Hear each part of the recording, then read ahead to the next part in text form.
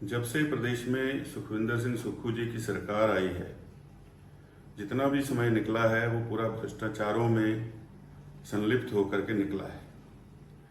केवल अपने गरीबी लोगों को लाभ देना, निरंतर निर्देश अधिकारियों को ऐसे देने कि वो रोज नए रास्ते निकालें कि किस तरह से जो प्रदेश की संपदा है, जो प्रदेश के विकास के लिए धन आ रहा है, उसकी लूट खसूट कैसे हो। हाल ही में जो प्रदेश का मार्केटिंग बोर्ड है, उसमें जितनी भी सब्जी मंडियां हैं उनकी डिजिटाइजेशन के लिए जो है वो निविदाएं बुलाई गई।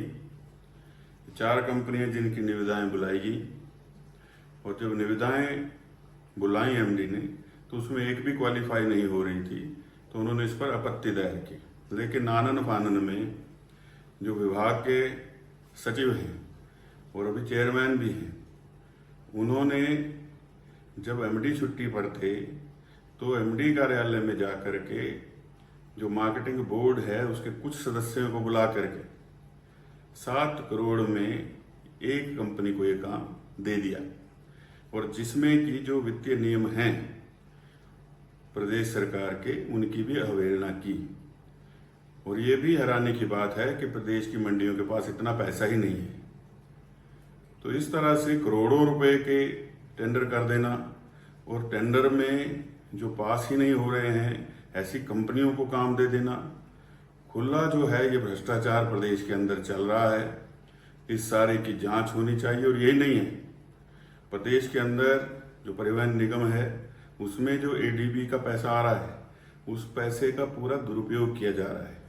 मुख्यमंत्री जी के चुनाव क्षेत्र के अंदर एक बहुत बड़ा होटल जो है वो पर्यटन निगम बना रहा है, और वो जिस जमीन पर बन रहा है वो सेरिकल्चर की जमीन है, और एक समय पर वो निजी भूमि थी और इसलिए दी गई थी ताकि वहां पर सेरिकल्चर का काम हो सके।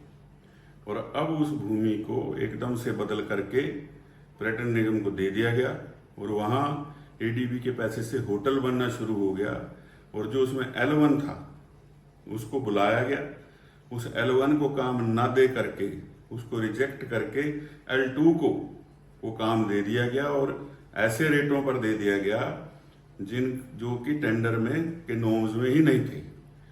और ये मामला ग्रीन ट्रिब्यूनल में भी चल रहा है कि भूमि जो है सेरिकल्चर की थी, किस प्रकार से ये जो है यहाँ पर होटल बन रहा है। और यही नहीं है, कई ऐसे मामले हैं जो पर्यटन निगम के काम चल रहे हैं, उनके टेंडरों में भारी अनियमितताएं जो हैं वो इस दौरान हुई हैं, और भ्रष्टाचार के अनेकों मामले हैं।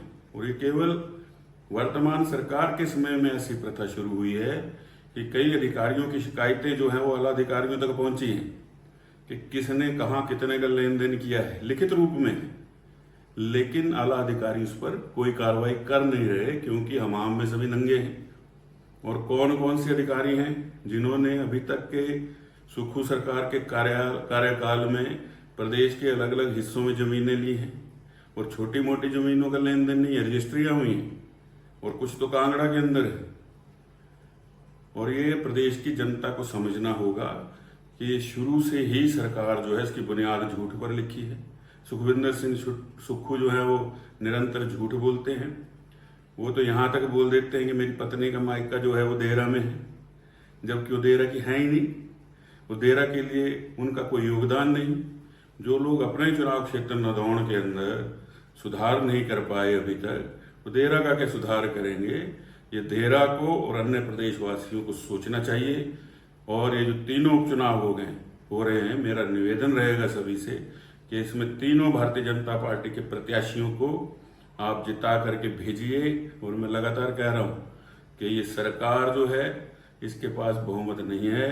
ये सरकार जो है ये कुछ ही दिनों की मेहमान है, और प्रदेश के अंदर सरकार बदलने वाली है।